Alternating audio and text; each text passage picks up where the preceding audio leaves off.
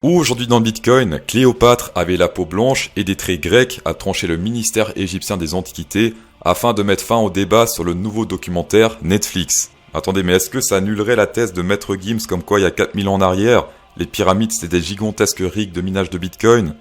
On attend les avis des ministères égyptiens afin de mettre fin au débat.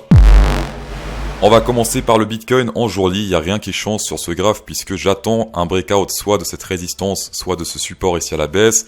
Si on breakout à la hausse, trade jusqu'à la résistance suivante. Si on breakout à la baisse, trade jusqu'au prochain support suivant. Jusqu'au prochain support suivant...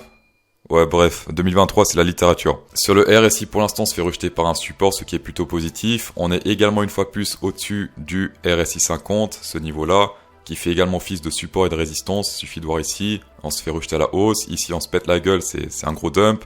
Ici, on pète à la hausse, c'est très bullish. Et là, on a fait une sorte de fake dump à la baisse pour ensuite directement réintégrer à la hausse. Et la prochaine résistance sur le RSI, ça se passe ici autour des 70, plus ou moins. La capitalisation du Bitcoin a commencé à perdre un peu en performance vu qu'on peut voir des divergences qui commencent à se former. Historiquement, c'était plutôt bearish, comme on peut le voir ici, sauf qu'il a oublié un point. C'est cette divergence bear qu'on a là. Ici, ça descend sur le RSI. Non, c'est pas le RSI, on dirait que c'est plus le MACD. Ça descend, ici ça monte. Et on a continué à monter. Dans tous les cas, ces zones-là, quand on voit des divergences bear, c'est là où on commence à prendre des profits. On prend jamais tout d'un coup, on vend jamais tout d'un coup, on n'achète jamais tout d'un coup. Et là, c'était un bon endroit pour prendre des profits vu que crash Covid, de là à là, donc jusqu'au pic de divergence, je pense qu'on était déjà au moins sur un x2. Sur les actions en général, c'est ultra bon. Une fois de plus ici, c'est une divergence bearish. C'est la première fois depuis 2021 qu'on est sur une divergence bearish. Et donc, pour ceux qui ont réussi à long ici autour des 16 000 jusqu'à 20 000, je dirais, c'est quand même le premier TP à prendre parce que c'est là où potentiellement on peut se retourner. Autre chose intéressante à prendre en compte, on est toujours à plus de moins 50% par rapport à l'ATH. L'ATH, c'est 69 000 $. Et là, on est sur du même pas 30 000. Donc, on est toujours à plus de 50% de rabais par rapport à l'ATH. Il y a beaucoup plus de probas qu'une chose qui s'est déjà produite se reproduise, plutôt qu'une chose qui ne s'est jamais produite se produise une fois. Aujourd'hui, c'est un fait, personne ne peut prouver le contraire. En 2021, les gens étaient prêts à acheter du Bitcoin à 69 000 $. On va passer en fort hour candle. Pour l'instant, c'est un début de compression. On a eu le short squeeze, ensuite on a eu le long squeeze, et ensuite on a eu un short squeeze à nouveau. C'est compliqué. Pour l'instant, ce qu'on peut voir, c'est que cette zone de volume ici fait office de résistance parce que c'est pile ici qu'on se fait rejeter à la baisse. Et ici, on a notre zone de support qui est assez gigantesque puisque pas mal de volume de plus ou moins 28 400 jusqu'à ici 27 200. Et c'est pile ici, on se fait toujours rejeter à la hausse. Autre chose intéressante et importante à retenir, c'est que maintenant sur TradingView, on a l'open interest de Binance qui est disponible. Donc vous mettez Bitcoin, Tether, perpétuel, Binance. Et vous avez l'open interest que vous pouvez checker ici. Le seul problème, c'est que c'est uniquement l'open interest de Binance. C'est pas la généralité, c'est pas tous les open interest ensemble. Pour ça, vous avez open interest sur CoinAlyse qui mélange tous les open interest, Binance, Bybit, OKEx, Deribit, etc.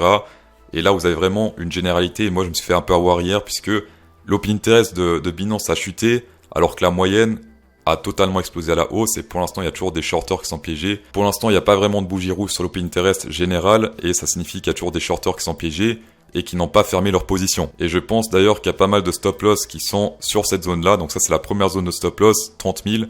Et la deuxième zone de stop loss logique, c'est l'ATH, pas vraiment l'ATH, mais le top local ici, autour des 30 900. Comme vous pouvez le voir ici, on a l'open interest de Binance qui fait que descendre, on fait des plus bas creux ici. Et sur l'open interest général, on peut voir qu'ici, on fait des plus hauts sommets. Autre chose étrange, c'est le funding rate qui est passé au rouge à l'instant. Je ne sais pas trop pourquoi. C'est-à-dire que les gens shortent et que les shorters doivent payer des frais aux longueurs. Autre chose un peu suspecte, c'est la divergence bear des CVD spot, puisque là, ça monte sur le CVD, alors que sur l'action price, ça descend légèrement.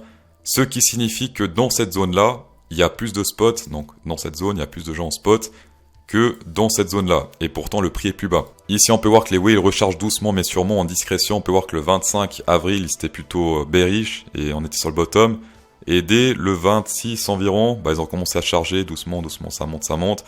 Pareil pour les dauphins, les violets, ils sont en train de monter pas mal. Et pour l'instant, le prix monte. Alors, la zone, on va dire dangereuse, la zone de vérité, ça va être ici entre les 30 000 et les 31 000. Pourquoi? Parce qu'il y a pas mal de volume baissier.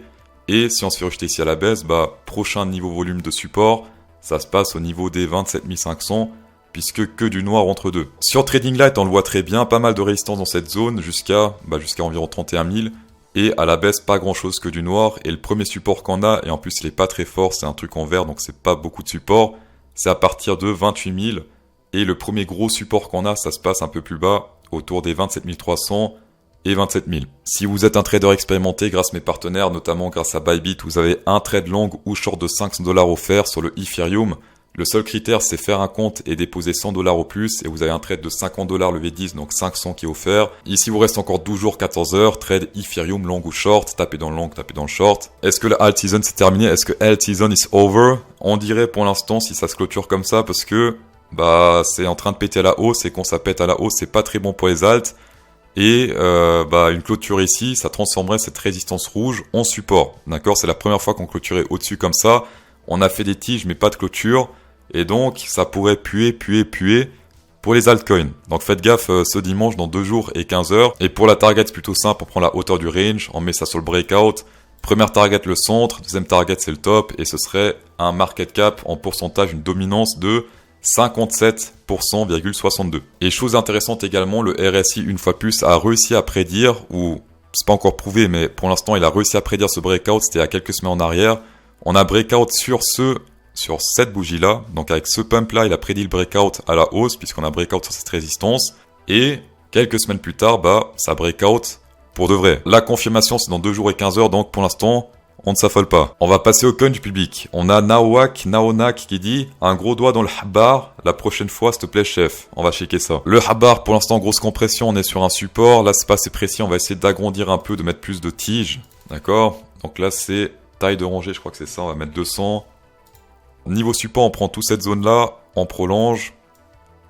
On est dedans pour l'instant. Et si on pète ça à la baisse, t'as de la chance puisqu'il y a encore pas mal de support jusqu'à environ 0,0326. Par contre, à la baisse, après, il n'y a plus grand-chose. Personnellement, je traderais clairement un breakout à la hausse. À la baisse, c'est trop risqué parce que il y a trop de volume à la baisse. Donc, si on breakout cette zone rouge à la hausse avec cette résistance, c'est un long. Et ensuite, pour les targets, tu peux y aller puisque déjà, ça serait un bull flag. D'accord, bull flag ici. Target bull flag, ça serait, on prend la hauteur, on met ça sur le bottom. Pour l'instant, c'est ici. Première target, ce serait plus ou moins 0,14. Ce serait en pourcentage, à partir du breakout, environ un 116%. Donc déjà là, t'es très refait. Si tu veux prendre moins de risques et trader en Fibonacci, tu prends légèrement avant ou pas. 0,58, c'est la même target ou pas? On va checker ça. C'est légèrement avant, donc prends un TP ici parce que c'est dans la zone danger 0,58 que les choses peuvent se passer. Il y a que dalle niveau volume ici, mais voilà, 0,58, des fois juste ça peut faire un gros retournement et ça vaut pas la peine de risquer légèrement plus pour louper cette sortie-là. Sur le RSI également, tu as un support pour l'instant. Est-ce qu'on peut prédire un breakout? Je ne crois pas. Ouais, 2 retests, c'est pas grand-chose, c'est pas ouf. Du coup, cher Naonak, de rien pour le coin du public et mettez le prochain coin du public dans les commentaires. Tapez très vite fait sur le SP500, comme on a vu mercredi, on a retesté ce support et qu'est-ce qui se passe quand on reteste un support solide? On se rejeté à la hausse et pour l'instant c'est le cas. La résistance à péter pour passer ultra bullish, c'est cette zone de volume et si on pète ça à la hausse, plus grand chose à la hausse, to the moon, tout simplement. Le truc auquel il faut faire gaffe, là soyez attentifs parce que c'est important, c'est le dollar index qui est en train de casser une résistance assez importante, que ce soit sur le RSI ou sur l'action price. Sur le RSI, il y a cette résistance rouge, mais en plus de ça, on a la résistance du 50 qui est cette ligne centrale, qui fait également office de support et de résistance, et si on pète les deux en même temps, ça risque de puer pour les bears. Et quand ça pue pour les bears sur le dollar, ça pue pour les bulls sur le bitcoin et les cryptos. Donc ça, soyez très attentifs encore jusqu'à ce soir, voire début de la semaine prochaine, si on pète ça à la hausse, si on se fait pas rejeter ici.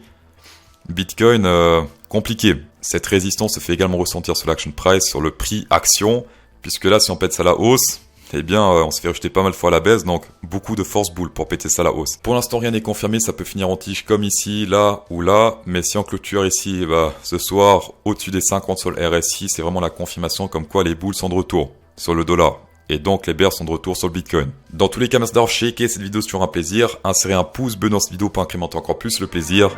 Et bon week-end.